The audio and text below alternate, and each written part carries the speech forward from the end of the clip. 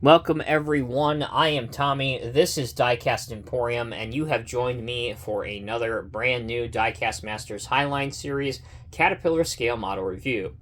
In today's video, we're going to be checking out the 1/50th scale CAT 259 D3 Compact Track Loader. As you can see on the white box in front of you, the item or product number for this model is 85677. Before we go any further, both the compact track loader that you'll see in today's video, as well as the skid steer loader, both of these are updated models based on previous Diecast Masters castings. Now, what do I say, or what do I mean when I say updated? Well, they feature the new CAT trade dress with color and the graphics with modern hex, as well as some improved functionality. And they do come with 4 different work tools. Alright, let's begin the video with the unboxing in true time-honored fashion like we always do here on this channel. Every single Diecast Masters Highline Series product comes in a white outer shipping box, as you can see here. You just pop open one side. It is taped with some Diecast Masters tape on both sides. So I always recommend just taking a razor to one side and cutting the tape. Then you are presented with a white nylon bag, which is there simply to protect the metal tin, which houses the actual model inside. So we will open that up right now and get them out. Finally, when you are done with that, there it is. There's the real model's box and a picture of the real model on the side of it. We'll go over some of the details. CAT 1/50th scale. This is an adult collectible with warning, some small chokeable pieces.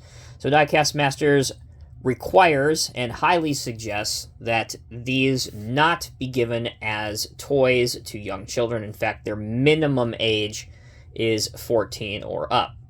Item number, as I said before, 85677, CAT 259 D3 Compact Track Loader Collectible Diecast Adult Scale Model Replica. Both sides of the tin are identical with the Diecast Masters Real Replicas logo, Highline Series, and again, that same item number. On the back, things get a lot more interesting. You can see the real machine at work, a picture of 2 of the different work tools or attachments that are included, the fork and the grapple. Last but not least, you have machine dimensions, operational specification, and engine details about the real machine. Again, if that's something that you would like to learn more about, please feel free to pause my video right now. The top portion of the tin has another picture of the machine at work, but note it has that grapple attachment on it, as it appears to be moving along some small logs.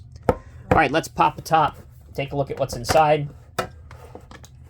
As you'll find with most Diecast Masters CAT models, the first thing out of the box will be this brochure.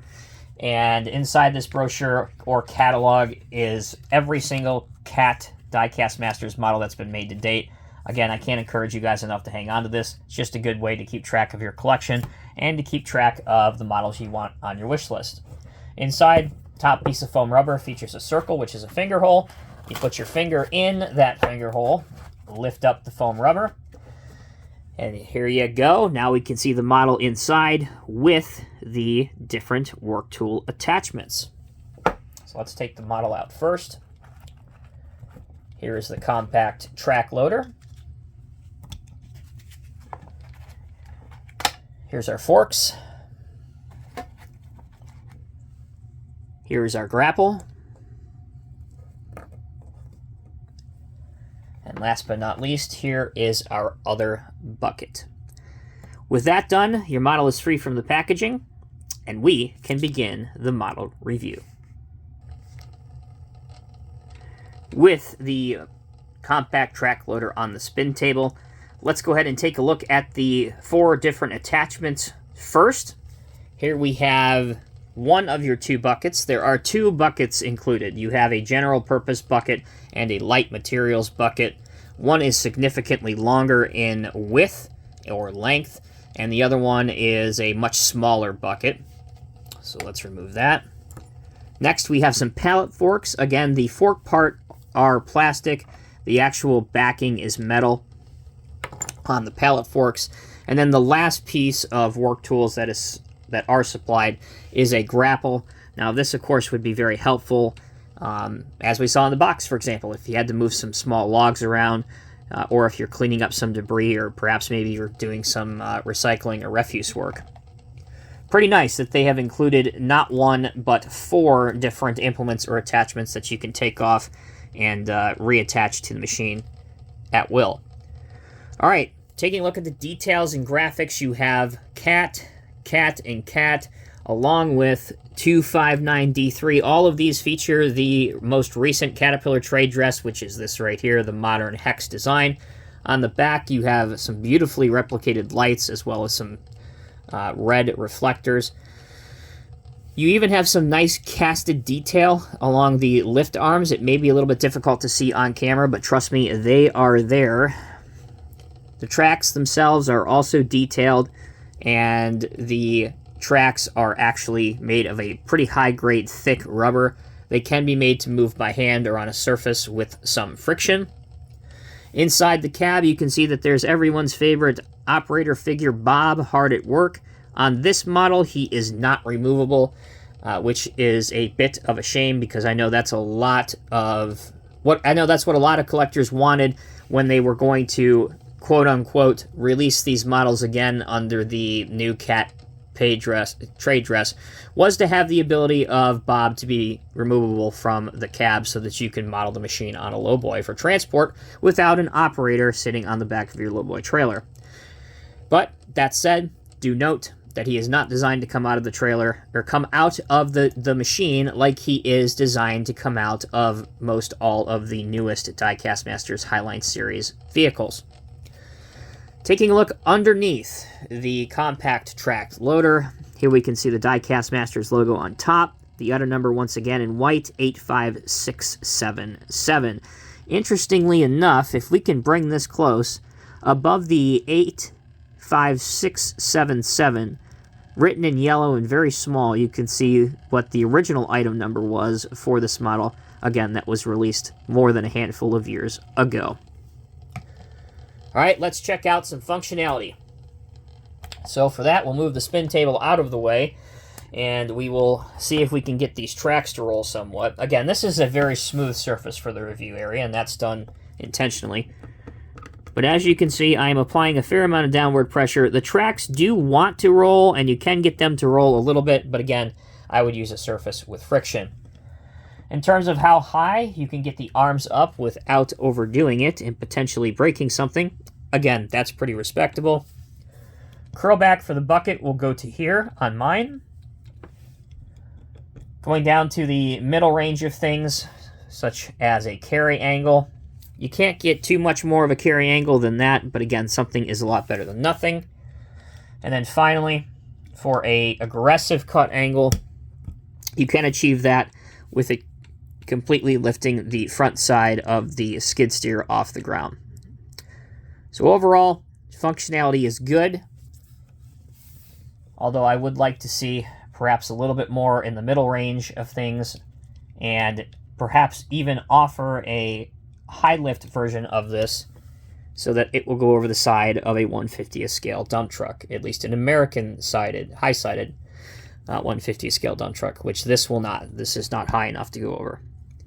All right, last thing to do before we end the video is to show you how the quick coupler works if you want to change out the implements. So, to be honest with you, it's a very simplistic quick coupler mechanism. The issue is that the quick coupler itself is plastic, and as I told you a minute ago, a lot of the back portions of the work tools, the implements, are metal. So you got to be a little bit patient that you don't overdo it and that you don't wear out the backing of the plastic quick coupler.